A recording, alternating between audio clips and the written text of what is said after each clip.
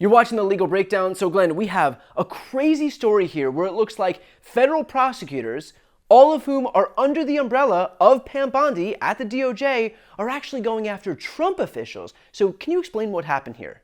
Yeah, Brian, this is beyond curious. This is something of an eye-popping story because Donald Trump's U.S. Attorney's Office, part of the Department of Justice, U.S. Attorney's Office in Maryland, apparently has an investigation open into two Donald Trump officials. Ed Stop the Steal Martin, who's presently the pardon attorney for the United States, and Bill Pulte, who is the director of the Federal Housing Finance Agency. Now, let me unravel this. This is a contorted tale.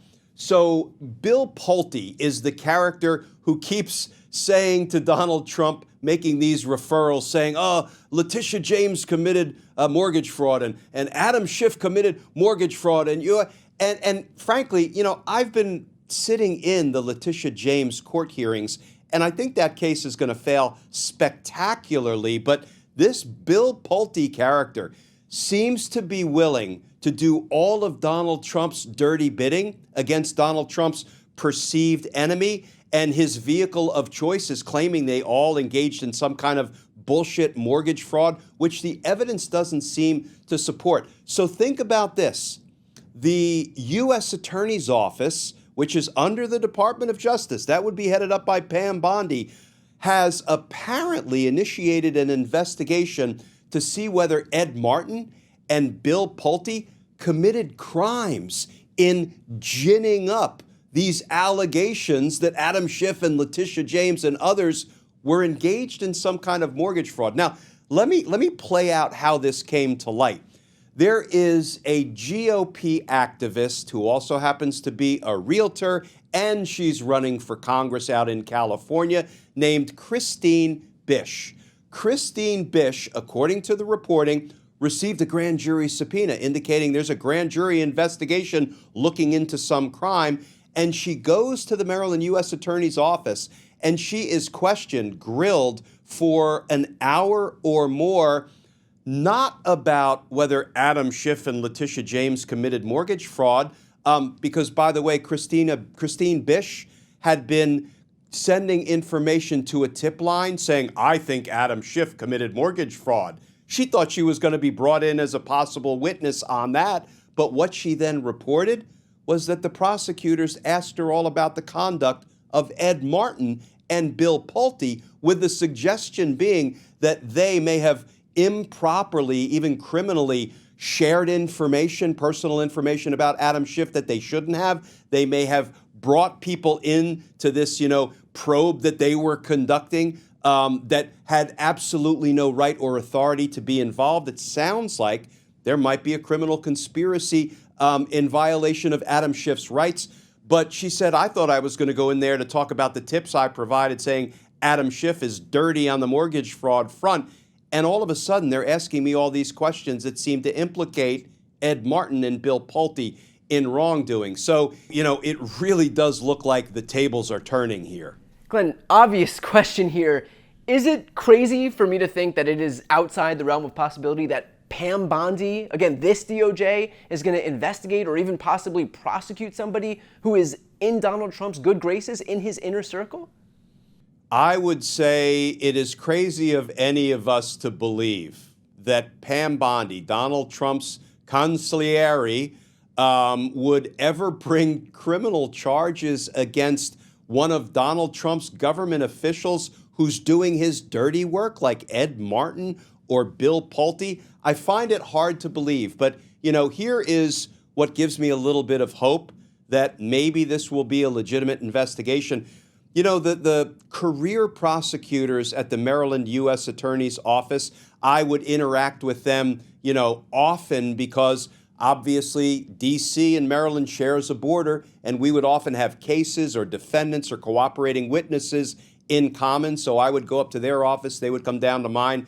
They are a crack outfit. It is a very solid U.S. Attorney's Office. And I haven't heard much reporting that Trump or Pam Bondi or Todd Blanche have tried to purge that office of the good career prosecutors that have been there for some of them decades. Now, Oh, this might be just the kick in the ass that they needed. Bingo. Bingo. Will these people now be, unlawfully terminated and marched out of the Maryland U.S. Attorney's Office because they have the nerve to look into potential wrongdoing by Trump officials, Ed Martin and Bill Pulte? That may very well be. But it looks like, at least at this moment, they are going where the evidence takes them. And let's just assume, bit of a thought experiment, that the grand jury finds enough evidence that Ed Martin and Bill Pulte committed crimes and seeks to indict them. Would Pam Bondi allow that indictment to be issued? Would Donald Trump allow that indictment to be issued? And in the unlikely event it was issued, how long before we saw Donald Trump pardon his two, cruddy associates, Ed Martin and Bill Pulte? So it's really hard for me to see in this day and age, right, in this environment when Donald Trump is running a lawless executive branch, really hard for me to see how the law rises up and is applied to a couple of Donald Trump's cruddy associates. Okay, but is there a world in which, let's say they know that they're risking their own jobs by virtue of doing this, but is there a world in which these federal prosecutors are engaging in this process so that if and when this thing is shut down at the federal level, maybe they've done all the legwork so that they could hand it off to state prosecutors where Donald Trump obviously, doesn't have the authority to shut it down and doesn't have the authority to pardon them?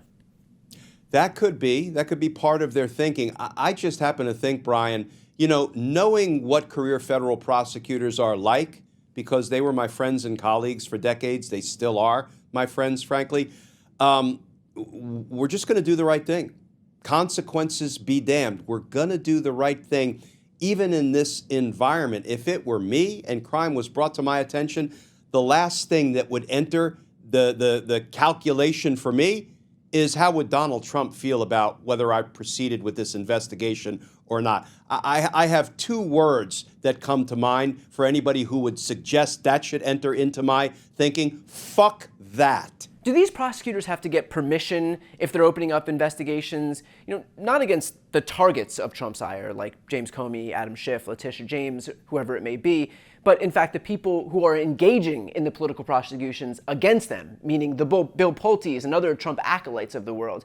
So do they have to run that up the chain and ask Pam Bondi first, or can they just engage in a fact-finding mission and wherever it leads is where it leads? So it's a great question, and I'm going to say it's not a one-size-fits-all answer because, for example, if we wanted to open a grand jury investigation into an attorney for possible criminal wrongdoing in their capacity as an attorney, typically you have to run that higher up the chain of command, maybe beyond your section chief. It might have to go to your division chief, which is above the section chief. It might have to go to your U.S. attorney. The U.S. attorney might decide it has to go over to Main Justice to the Deputy Attorney General, that's the number 2, or the Attorney General. If it's a political figure, ordinarily you've got to run that well up the chain of command. If it's just an everyday case where it's like, okay, it's a bank robbery, which is a federal crime, it's some kind of financial crime, it's fraud, ordinarily your section chief, the sort of your immediate supervisor,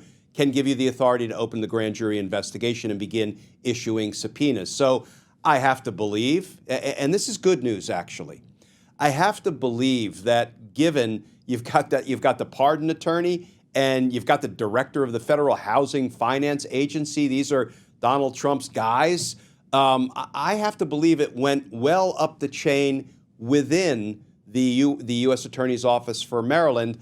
I find it really hard to conceive of it going over to Main Justice and Todd Blanchard, Pam Bondi saying, yeah, go ahead and open that criminal probe into those two, Trump officials. It doesn't make a lot of sense given everything we know about how Donald Trump's Department of Justice has been operating. Is there a world in which this process could start knowing full well that Pam Bondi won't try to indict these people, knowing full well that Donald Trump wouldn't allow any of this to happen against his closest confidants, but that in the event that a Democrat wins in 2028, a new Department of Justice, a new Attorney General take over in 2029, that those people could pick up against Bill Pulte wherever this current batch of federal prosecutors left off? You know, there is a world in which these prosecutors are doing the right thing for the right reasons, documenting potential wrongdoing by government officials, and they're going to let the sort of chips fall where they will.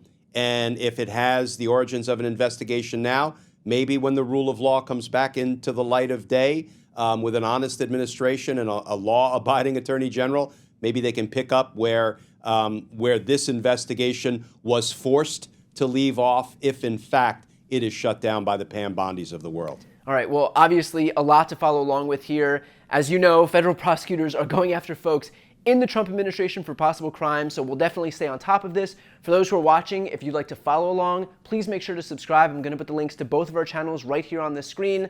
I'm Brian Tyler Cohen. And I'm Glenn Kirshner. You're watching The Legal Breakdown.